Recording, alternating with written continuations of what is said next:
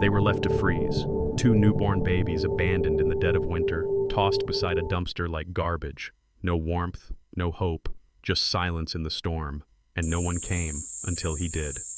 A scarred German shepherd, once abandoned himself, led a homeless grandmother and a weary cop to a miracle. What happened next will break your heart and restore your faith in God's love. Before we begin, tell me where you're watching from. Drop your country in the comments, and if you believe in second chances, if you believe no child should be left behind, hit subscribe, because this story will stay with you forever. The wind off Lake Erie howled that night as if the city itself were grieving. Cleveland's streets lay buried under a white shroud, snow whipped sideways in the air, sticking to brick walls and flickering street lamps. It was January, the kind of January where even the toughest men hesitated to step out, and where the homeless curled deeper into alleys, hoping to survive until dawn. Officer Caleb Hayes had been patrolling the Southside District for hours. He was 38, with a square jaw and close-cropped sandy blonde hair already dusted with gray at the temples. His steel blue eyes had the weary vigilance of a man who had seen too much, but still believed his badge meant protection. Caleb carried himself with the quiet strength of someone who'd served both his community and the army years earlier, service that had left him with a faint scar running along his left temple, a reminder of a roadside blast. He rarely spoke about the war, but it had made him deliberate, slower to judge, and more protective than most. That night he was accompanied not just by his patrol car, but by a four-legged partner who wasn't on the city's payroll. Max, a 10-year-old German shepherd, walked beside him, his breath steaming in the frozen air. Max's coat was black and tan, thick with winter but dulled in patches by age. A faint scar ran along his right flank, a remnant of an old wound that no one ever spoke about anymore. One of his ears drooped slightly, giving him a lopsided appearance that only deepened his charm. Caleb hadn't been assigned Max as a K-9 partner. The truth was more tender. 3 years earlier, Caleb had found Max tied behind an abandoned house during a domestic disturbance call. The dog had been thin, ribs showing, left behind with nothing but a rusted water bowl half filled with ice. He remembered the way Max had looked at him that night, not with fear, but with something like plea and defiance rolled into one. Caleb had untied him and whispered, "You deserve better, buddy." He named him Max after his late brother Maxwell Hayes, who had died in a training accident while serving in the Navy. It was a way of keeping his brother's courage alive. Since then, Max had been his silent shadow, a constant presence on long patrols.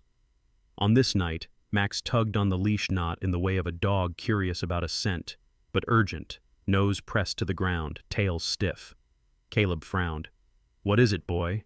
He followed, boots crunching through ice. The storm muffled most sounds, but somewhere under the wind came the faintest whimper. Around the corner of a darkened diner, its neon sign extinguished, but the smell of stale coffee still lingering, sat Dorothy Green.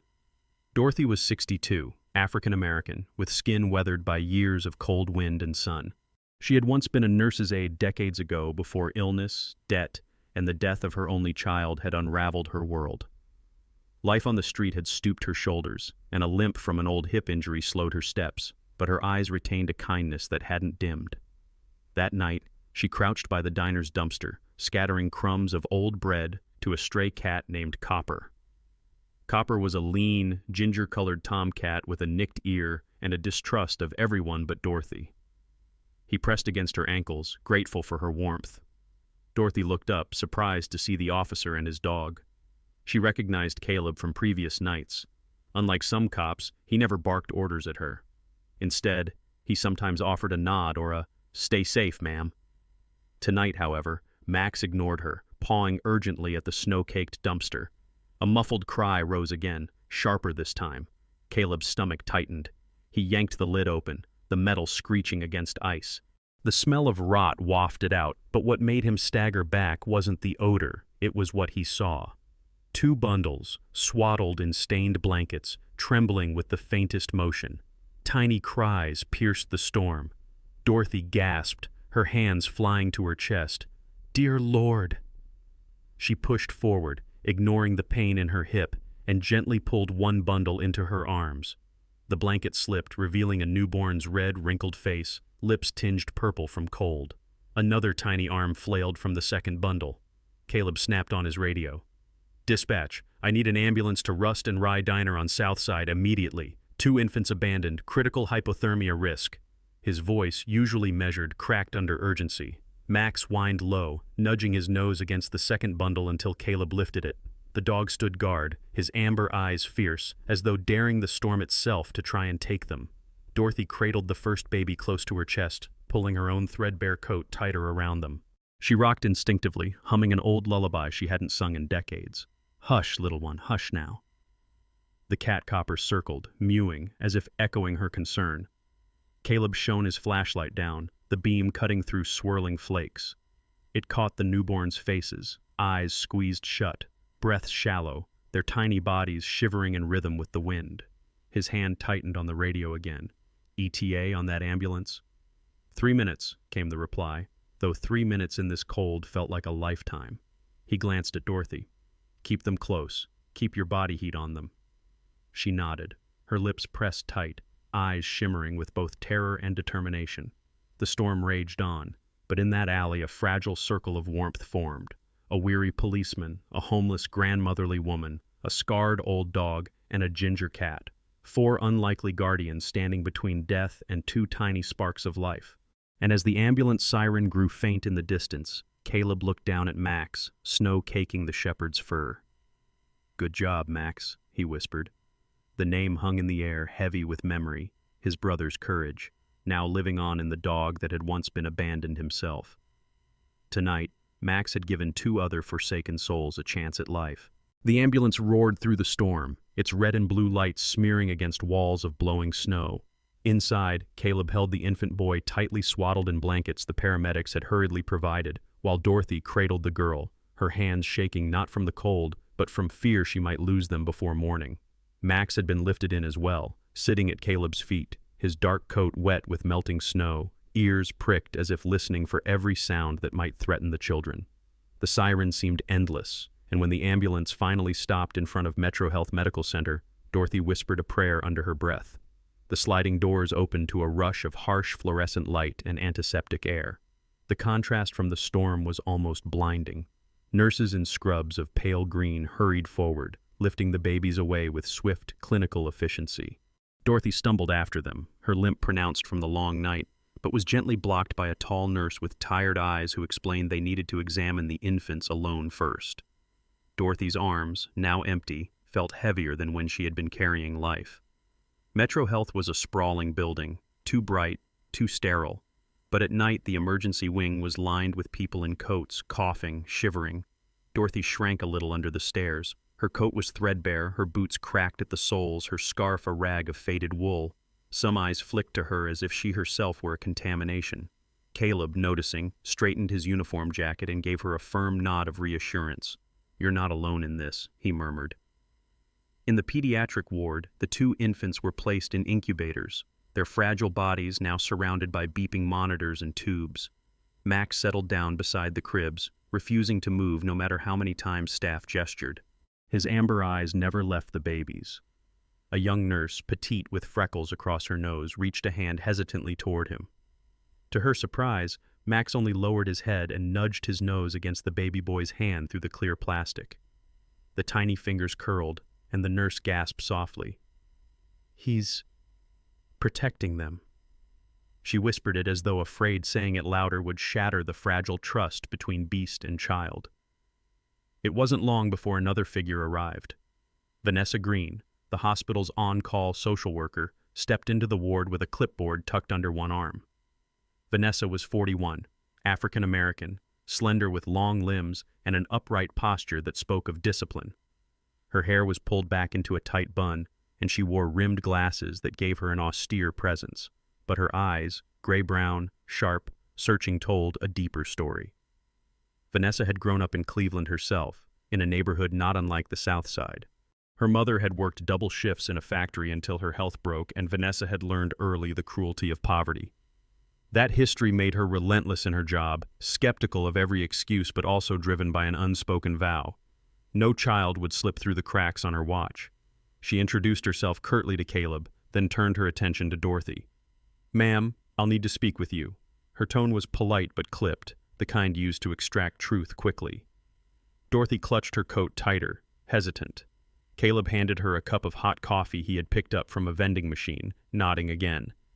Dorothy accepted it with both hands, grateful for warmth. In the small family consultation room, Vanessa began her questions. Where had Dorothy found the babies? What had she been doing there? Did she have any prior record, any family, any home? Dorothy answered slowly, her voice rasped with exhaustion but steady. When asked about family, she pulled from her wallet a creased photograph, a young man in his 20s, smiling in a graduation gown. Her son. She held the photo as though it might dissolve if her grip loosened. I had a family once, she said softly. My Michael. He was my whole heart. Lost him 10 years ago. Since then, it's just been me. Her eyes shimmered, but she did not cry. Vanessa studied her carefully, tapping her pen against the clipboard. Dorothy was homeless, with no steady income, no medical support. From every angle of the system, she was the wrong person to have 2 infants in her care. Yet Vanessa couldn't ignore the way Dorothy had held the babies earlier, as if she were shielding her own soul from the cold. Caleb stepped into the conversation then, his voice carrying weight. If not for her, those kids would be corpses right now.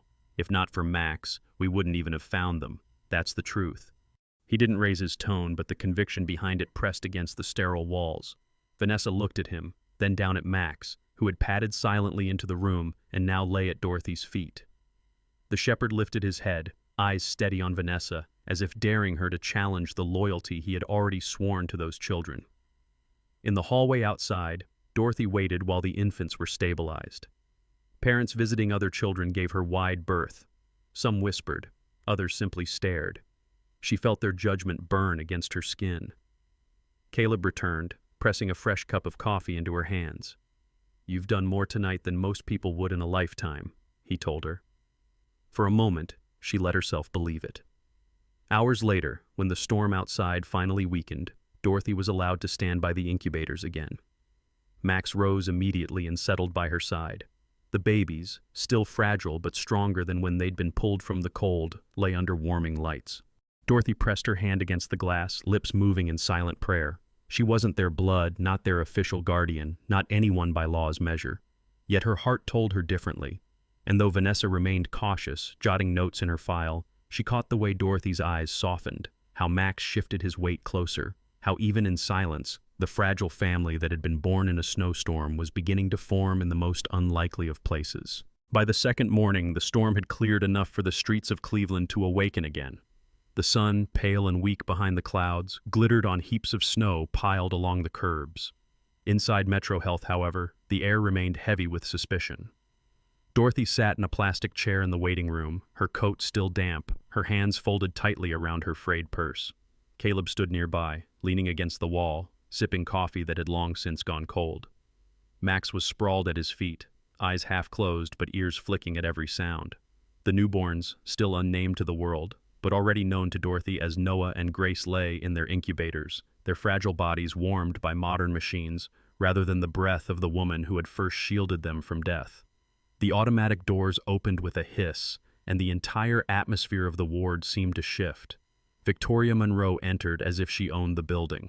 She was in her late 30s, tall, with a frame made elegant by discipline and money.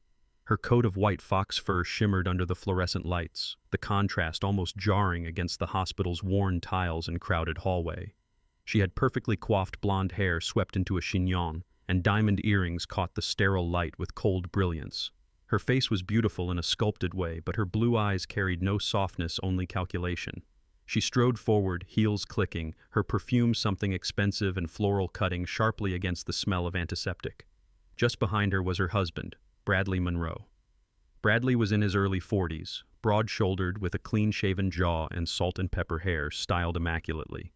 He wore a tailored navy suit and polished leather shoes that looked out of place in the slush-streaked corridor. His expression was one of calm superiority, the kind that came from a lifetime of knowing doors opened for him without knocking. He greeted the staff with small nods, but his eyes were always moving, measuring. Bradley had been born into one of Cleveland's old industrial families, the kind whose names adorned libraries and university buildings. He had grown up in a world where appearances were everything, and reputation was currency.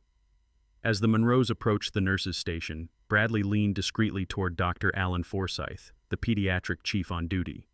Forsyth was a man in his 50s with thinning hair and glasses perched on a long nose. He had the tired, patient air of someone used to bureaucracy.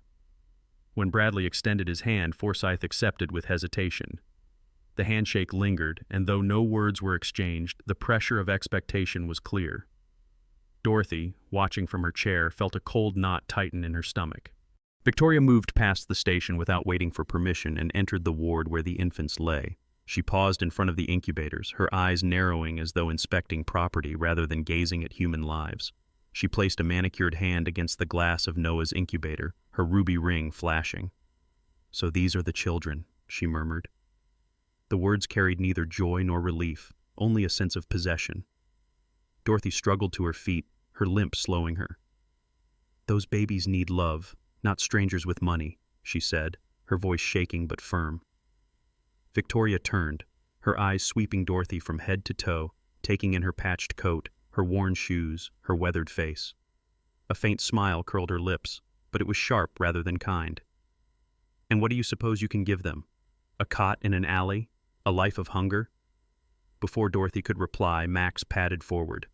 The German shepherd lowered his head slightly, his amber eyes locked on Victoria.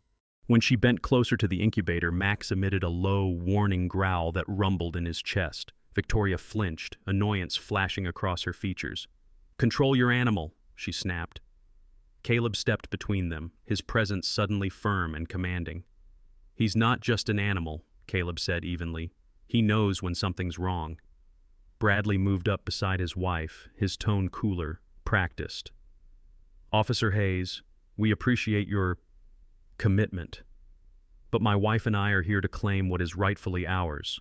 Those children are Monroe's. Their bloodline matters, not the charity of strangers." His words landed like stones. Dorothy's hands trembled, and she clutched her purse closer, but her eyes burned with defiance. Caleb didn't argue further. He knew pressing in public would only make matters worse. Instead, he quietly began to form his plan. He had learned in the army that sometimes you didn't confront an enemy head-on. You gathered intelligence, studied their weaknesses, and waited. As Bradley and Victoria began speaking to hospital administrators in hushed tones, Caleb slipped away to make a call. He reached out to an old contact at the precinct who handled surveillance footage. He needed to know where those babies had come from, who had left them to die, and why the Monroes were so desperate to take them now. Back in the waiting area, Dorothy lowered herself into the chair again. She pulled her wallet from her purse, her fingers brushing over her son Michael's photo.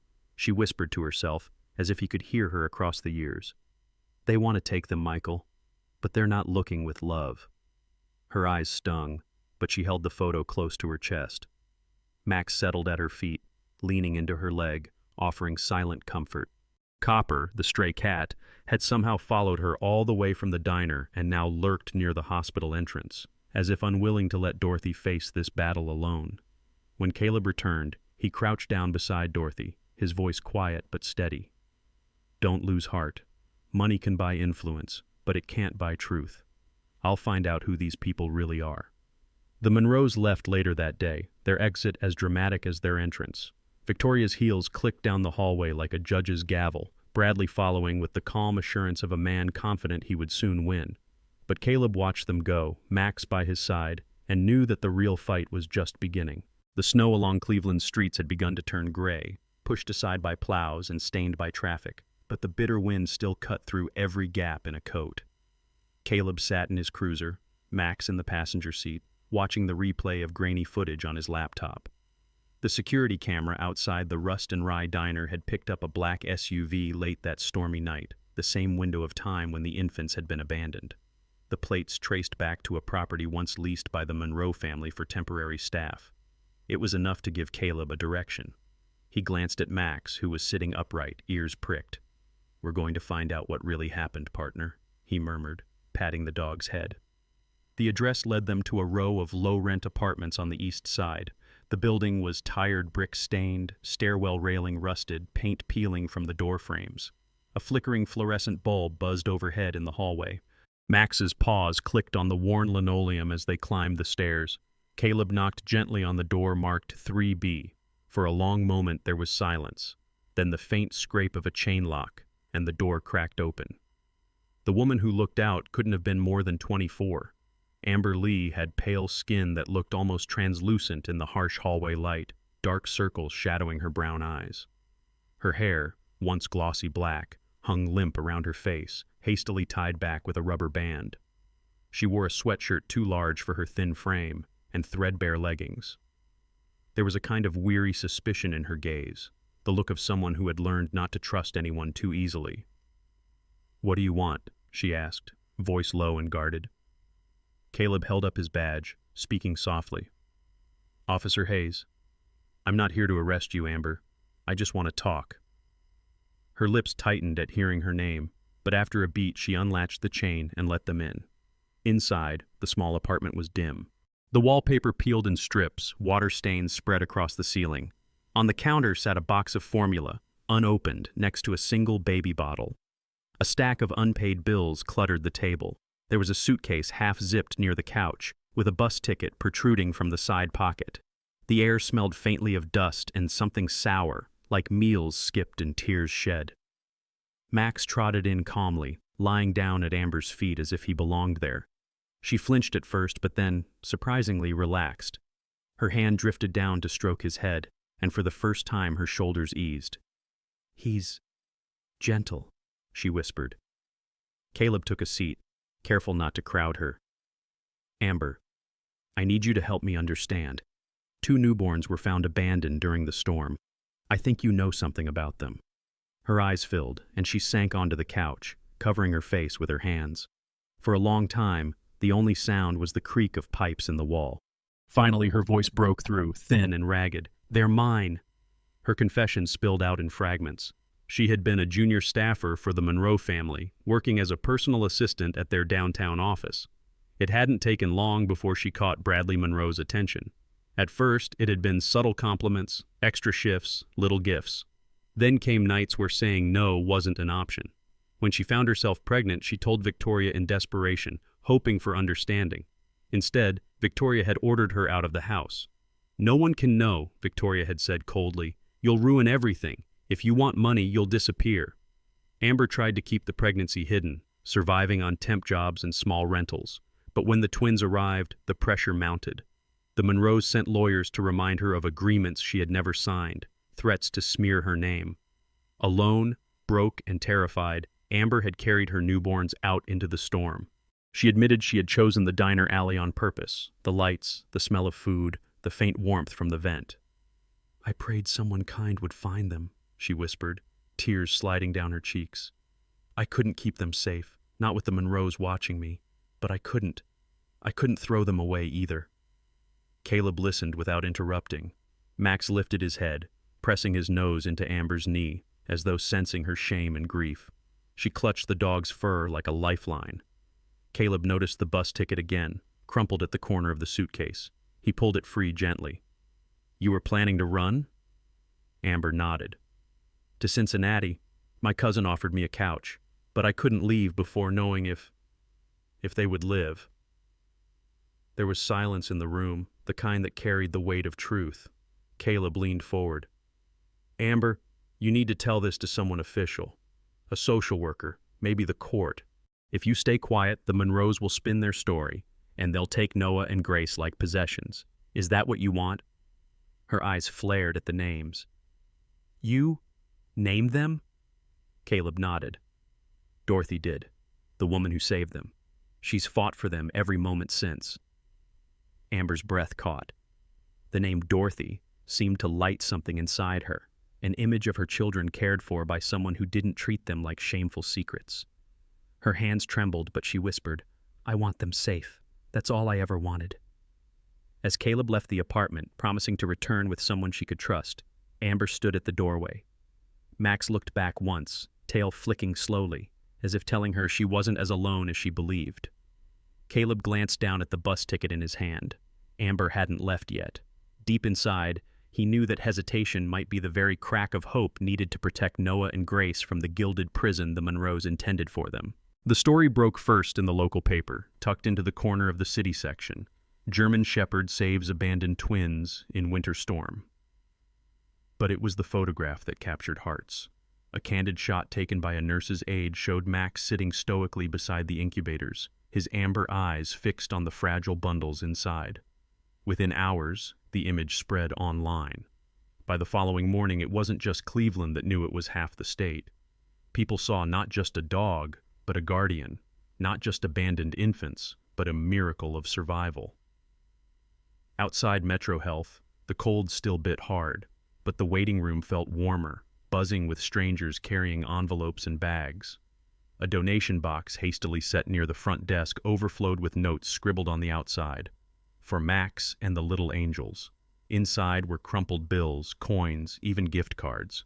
The hospital mailbox filled with larger envelopes, checks addressed with shaky handwriting, some from elderly donors who had never once set foot in Cleveland but read the story online. Dorothy, still weary from sleepless nights, was stunned when a nurse pressed one such envelope into her hands. The words, "For the babies with love," scrawled across the back, blurred as tears welled in her eyes. She never opened the envelope, just held it against her chest like a talisman. Meanwhile, Caleb found himself fielding calls from reporters. He disliked attention, preferring to let his work speak for itself, but he recognized the importance. A well-timed headline could build public support, and public support could shield Noah and Grace from the Monroes' looming shadow. He gave brief, careful statements, always redirecting credit. "The real hero is Max," he told one journalist, "and Dorothy, who never looked away when those children needed her." The church across from the hospital became a second home for Dorothy. Pastor Henry Collins, a man in his late 50s with a gentle paunch and thinning gray hair, had opened the fellowship hall as a warming center during the storm. His voice carried the warmth of someone who had known both hardship and grace. He welcomed Dorothy with a simple, "You're safe here." The hall smelled of coffee and bread, and cots were lined against the walls. Volunteers bustled about handing out blankets. For Dorothy, it felt like stepping out of the storm into a place where dignity returned, even if just for a few nights. Max, though officially barred from hospital wards, had become something of a fixture. Security guards, at first stern, softened when they saw the way patients' eyes lit up at his presence. One guard in particular, Anthony Ruiz, a young man with cropped black hair and a boyish grin, took a liking to him. Anthony had grown up with dogs, but couldn't afford one now in his cramped apartment. He started sneaking Max extra biscuits, laughing when the shepherd nudged his pocket in expectation.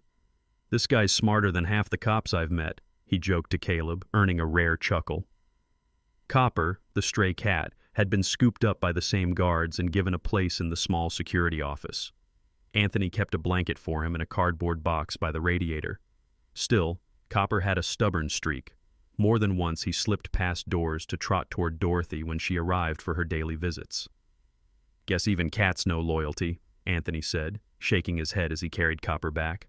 The infants, still under careful observation, showed signs of slow but steady recovery. Doctors monitored their weight, adjusted their feedings, and kept an eye out for any complications. Dorothy visited every morning, her limp slowing her steps, but not her resolve. She sat by the glass, humming old lullabies that filtered faintly through, her voice shaky yet soothing. Nurses began to notice that the baby's vital signs steadied whenever she was near. One nurse whispered, "They know her. They know she's theirs." The community's response continued to swell. Local bakeries donated bread, a hardware store sent space heaters, and children from a nearby elementary school drew crayon pictures of Max with angel wings. These were taped along the hospital walls, bright colors breaking through sterile white. One afternoon, Caleb found Dorothy seated in the fellowship hall of the church, staring at a key in her palm. Pastor Collins stood beside her, smiling. The key belonged to a small one-bedroom apartment in a subsidized complex the church had ties to. "It isn't much," the pastor said, "but it's yours, Dorothy. Until the court decides otherwise, you'll have a roof." Dorothy's voice broke when she whispered, "A home." She closed her fingers tightly around the key, as if it were the most precious jewel she'd ever held. Caleb, leaning against the doorframe, watched quietly. He saw the weight lift from her shoulders, saw her straighten with a new kind of hope. For him, it was more than a feel-good moment. It was leverage. Every step Dorothy took toward stability made it harder for the Monroes to argue she was unfit. He was already planning how to present this in court. As the sun set that evening, Dorothy walked back toward the hospital, Max at her side, copper trailing stubbornly behind despite Anthony's protests. She entered the ward, pressed her hand to the glass of the incubators, and whispered, "Not long now, my little Noah and Grace. Not long until we're together in our own place." And for the first time in years, Dorothy allowed herself to imagine tomorrow not as something to fear, but as something to look forward to. The county courthouse stood like a fortress of gray stone against the late winter sky. Its steps were crusted with slush, the columns towering above as if daring anyone to believe justice inside would come easily. The family courtroom was smaller than the grand chambers seen in movies, but its air was heavier, filled with whispers, nervous coughs, and the rustling of paper. Fluorescent lights buzzed, but even they seemed reluctant to pierce the gloom. The blinds were drawn half-closed, so only strips of pale daylight cut across the wood-paneled walls. Every sound, the scratch of a pen, the shuffle of shoes, seemed amplified in the hush. Dorothy sat at the front, her posture stiff, hands folded tightly in her lap. She wore a second-hand navy coat someone from the church had given her, the hem a little too long, but it gave her dignity. Her hair, streaked with silver, was tied back neatly.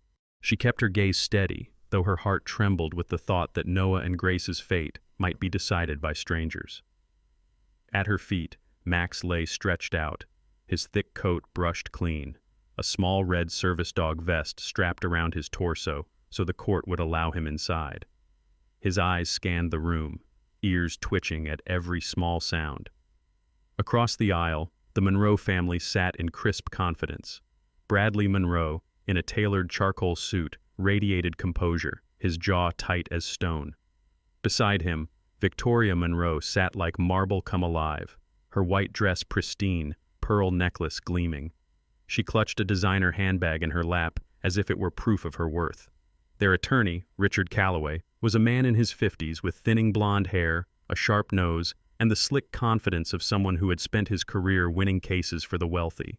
His suit was expensive, his tie perfectly knotted, his voice smooth as silk but carrying the edge of a knife. The judge presiding was Honorable Marjorie Ellis, a woman in her early 60s. She was tall and thin, her hair cut in a no-nonsense bob of iron gray. Glasses perched low on her nose, and lines around her eyes told of decades of reading case files late into the night. Known for her fairness but also her impatience with theatrics, she had grown up in a steelworkers' family on Cleveland's West Side. That history lent her a sensitivity to class disparities, though she never allowed bias to dictate rulings. She tapped her pen slowly, watching the room with cool, appraising eyes. Calloway began the proceedings, his voice firm. "Your Honor, my clients, Bradley and Victoria Monroe, are the biological parents of the infants in question. It is the duty of this court to return these children to their rightful family, one that can provide a stable, prosperous environment. The alternative," he gestured subtly toward Dorothy, "is a woman of limited means, no home ownership until recently, a history of instability. She is simply unfit." His words dripped with practiced disdain, and murmurs rippled through the spectators.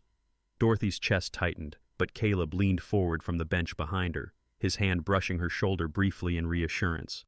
He had chosen not to wear his police uniform that day, instead donning a simple gray suit. It made him look more like a neighbor than an authority figure, which was exactly what he wanted the court to see. A man standing not as an officer, but as a witness to truth. The moment came for Dorothy's side to respond. Her advocate, a public defender named Janet Morales, rose. Janet was in her late 30s, petite with dark curly hair and quick, sharp eyes. She carried a worn leather briefcase that looked older than her career but gave her a seriousness beyond appearances. She had grown up the daughter of immigrants in a 2-room apartment not far from Dorothy's current neighborhood, and she carried into every case the fire of someone who understood being underestimated. But the moment that shifted the air was when Amber Lee entered. She looked smaller than she had in her apartment, her thin shoulders swallowed by a borrowed cardigan, but her presence electrified the room. Her trembling hand clutched a silver heart-shaped locket that hung against her chest. She walked slowly to the stand, guided by Janet. The bailiff swore her in, his deep baritone echoing in the silence. Amber's voice wavered, but her words cut through like a blade. "I was employed by the Monroe family," she began, eyes flicking toward Victoria and Bradley. "I became pregnant because of Mr. Bradley Monroe. When I told Mrs. Monroe, she told me to disappear, or else she would ruin me. They didn't want the world to know. They only came forward after the story broke, not because they loved those children, but because they were afraid of losing face. Gasps rose from the gallery. Bradley's jaw clenched, Victoria's lips pressed thin, but neither spoke. Amber lifted the locket in her hand. Inside is the first ultrasound I ever had. Proof that Noah and Grace are mine. I left them near the diner that night because I wanted them found, not lost. I prayed for someone kind, and God sent Dorothy and her dog. Tears streaked her face as she spoke. Caleb then presented his evidence. Traffic camera footage of the black SUV connected to the Monroe estate, caught near the diner the night of the storm. He explained, methodical and precise, how the timeline matched Amber's testimony. He showed a map tracing the vehicle's route, each point reinforcing the truth. For a moment, silence blanketed the courtroom. The only sound was the judge's pen scratching against her notes. Then, at the most inopportune time, a phone rang. Richard Calloway's. The shrill tone shattered the heavy mood. Max lifted his head, let out a sharp bark, then another, as if mocking the interruption. Laughter rippled through the room, even Judge Ellis hiding a fleeting smile before banging her gavel. Silence! But the tension had cracked. The atmosphere was lighter, less oppressive. When it came time to rule, Judge Ellis's voice carried authority and clarity. The evidence presented demonstrates a disturbing attempt to conceal and manipulate. The court does not find the Monroes credible custodians at this time. Custody of the infants will remain with temporary guardian Dorothy Green, under the condition that she continues to receive support from community programs and undergoes regular home visits. The Monroes' petition is denied. Dorothy exhaled as though releasing years of grief in a single breath. Tears slid down her cheeks, but this time they were not of despair. Caleb's hand squeezed her shoulder again, steady and proud. Amber clutched her locket, whispering thanks under her breath. Max settled his head back onto his paws, content, as if he had always known it would end this way. The storm came without mercy, rolling across Cleveland like an avalanche from the sky. By dusk, the streets were swallowed in white, winds howling between buildings, power lines sagging under ice. The neighborhood where Dorothy's new apartment stood, a modest brick complex provided through the church's connections, was plunged into darkness. The only light came from candles flickering in windows, their glow trembling against the snowstorm pressing outside. Inside Dorothy's apartment, the chill crept in quickly despite the blankets stuffed along the window seams. Dorothy sat in her worn chair, Noah asleep in her arms, while Grace whimpered in her crib. Caleb had been checking on them every evening since the court ruling, and tonight was no different. He arrived with his collar dusted with snow, flashlight clipped to his belt. Max padded in ahead of him, shaking flakes from his coat, sniffing the corners like he sensed the night held danger. It came sooner than expected. Grace's faint cries turned sharp and desperate. Her tiny body trembled with fever, her skin hot to the touch. Dorothy's eyes widened, panic rising. "She's burning up," she whispered, lifting Grace into her arms. Then the child's limbs stiffened, her body jerking. A seizure. Dorothy froze, terror locking her in place. Caleb, years of training cutting through the chaos, scooped the infant gently from Dorothy's arms. "She's seizing. We need help now." He pulled out his radio, but static answered him. Power lines were down, towers crippled by the storm. Dorothy clutched Noah to her chest, her voice breaking into an old lullaby, desperate to calm Grace with the sound Grace knew best. "Hush, hush, little one." The melody wavered, nearly lost beneath the wail of the wind, but it steadied her own trembling as much as it soothed the baby's. Caleb stripped off his heavy police-issue winter coat and wrapped it snugly around Grace, holding her close to his chest. His breath came out in sharp bursts, not from fear but from the cold already biting through his shirt. "There's a mobile aid station at the church hall," he said, eyes sharp. "It's closer than the hospital. We'll have to walk." Dorothy nodded, adjusting Noah in her arms, her limp slowing her but not stopping her resolve. Max moved to the door, muscles taut, eyes glinting in the candlelight. He barked once, sharply, as if commanding them to follow. Caleb kicked the door open against the drifts of snow piling outside. The cold slammed into them like a wall, needles of ice stinging their faces. Visibility was nearly gone, but Max charged forward, head down, his body carving a path through knee-high snow. Each step was agony. Caleb's boots sank deep, his arms heavy with Grace wrapped against him. Dorothy struggled behind, clutching Noah, singing through chattering teeth. Her voice cracked, but she kept going. "Sleep, my baby." though the storm is wild." The sound wove through the storm like a fragile thread of hope. Caleb glanced back, catching the sight of her bent but unbroken figure, and felt a fierce surge of respect. The streets were unrecognizable, snow transforming everything into a blank maze. Street signs disappeared, landmarks vanished. Yet Max pressed forward with unwavering certainty, his nose lifted against the wind, ears twitching as though reading signals invisible to humans. Once Caleb slipped on a patch of ice, knees crashing down. The impact jolted Grace and she cried weakly. Dorothy reached out, fear lighting her face, but Max doubled back, nudging Caleb's shoulder, urging him to rise. "I'm good," Caleb muttered, forcing himself upright. "Lead on, boy." After what felt like an eternity, the faint glow of lanterns shimmered ahead. The fellowship hall of Pastor Collins's church had been converted into a makeshift clinic, generator lights flickering weakly inside. They stumbled through the doors, snow cascading from their coats. Volunteers rushed forward, nurses in scarves, med students called in from the university, community members who had refused to abandon their post. One of them, Dr. Evelyn Carter, a woman in her late 40s with curly auburn hair pinned loosely back and kind but decisive eyes, stepped forward. She had once been chief resident at Metro Health before choosing to dedicate herself to community outreach clinics. She took Grace swiftly from Caleb's arms, her hands steady, her tone commanding. "Get me a cot cleared, saline drip, acetaminophen, now." Her presence cut through the chaos like a beacon. Dorothy collapsed onto a bench, clutching Noah, tears streaking her cheeks. Caleb sat heavily beside her, his shirt soaked through, his arms trembling from the cold. Max paced the hall, whining softly until he saw Grace laid gently onto a cot, wires and tubes connecting her to life. Only then did he settle at the foot of the bed, head between his paws, amber eyes fixed on the child as though daring the fever to linger. Minutes passed like hours, but then Grace's breathing steadied, her tiny body relaxing. The seizure ended. Dr. Carter smiled faintly, brushing sweat from her brow. "She's stable. Weak, but she'll pull through." Relief crashed over Dorothy, her body shaking with sobs. Caleb let his head fall back, exhaling for the first time in what felt like forever. From the corner of the hall, a familiar sound rose. Lionel Brooks, the old street saxophonist, had sought shelter from the storm as well. He stood now, his battered instrument gleaming under the weak light. He lifted it to his lips, and the first mournful notes of Amazing Grace filled the hall. The melody curled around them, haunting and beautiful, weaving through the hum of generators, the murmurs of volunteers, the quiet breaths of the children. Dorothy's tears fell harder, but this time they were tears of gratitude. Caleb closed his eyes, letting the music wash over him.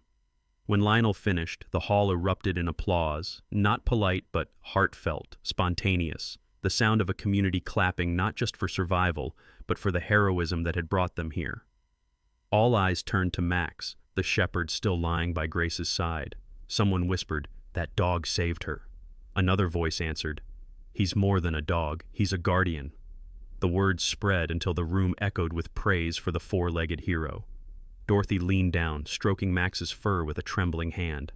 "Thank you," she whispered. Max lifted his head, eyes meeting hers, and gave a soft huff, as if to say the thanks was unnecessary. He had simply done what he was born to do, protect. A year passed, and with it the harshest winters seemed softer, as though the city itself remembered what had been saved. Spring had come and gone, summer too, and now autumn draped Cleveland in copper leaves. Outside a newly renovated brick building on the corner of Southside Avenue, banners flapped in the brisk air. Grand opening of Two Lights House. The building once had been an abandoned youth center, its windows boarded, graffiti scrawled across its walls. Now fresh paint gleamed cream against red brick, tall windows shone, and a mural covered the side. Max striding through a storm, fur streaked with snow, Dorothy clutching two infants to her chest behind him, the wind swirling around them. Below, in bold script, the words, "Two Lights, where hope finds shelter." Inside, people crowded the hall. Children tugged on their parents' hands to see the new playroom, volunteers arranged trays of cookies, reporters hovered with cameras. At the front stood Dorothy, transformed from the weary, stooped woman of the storm into someone steadier, proud. She still walked with a limp, her gray hair tied neatly back, but her face glowed with the serenity of a woman who no longer feared the night. She wore a modest, dark green dress, borrowed pearls at her neck, and Noah and Grace, now 1-year-old, sat in her arms, wriggling with curiosity. The court had finalized the adoption just weeks before, declaring Dorothy their legal guardian. The judge, the same Honorable Marjorie Ellis who had presided a year ago, had praised Dorothy's perseverance. "You have shown that family is not measured by wealth, but by devotion," she had said in her ruling.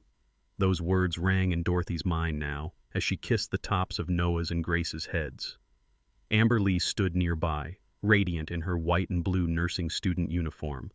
The months had given her strength. Her cheeks held color, her frame filled out with better health, and her brown eyes carried determination. She had returned to school to train as a nurse, vowing to spend her life helping others after having been silenced for too long. She still visited her children weekly, and Dorothy had welcomed her openly. At the ceremony, Amber knelt, arms open. Noah toddled forward, clutching her sleeve, while Grace laughed as Amber scooped her into an embrace. For the first time, Amber smiled without shadow. Caleb was there too, standing tall in his navy suit, a silver tie glinting against his shirt.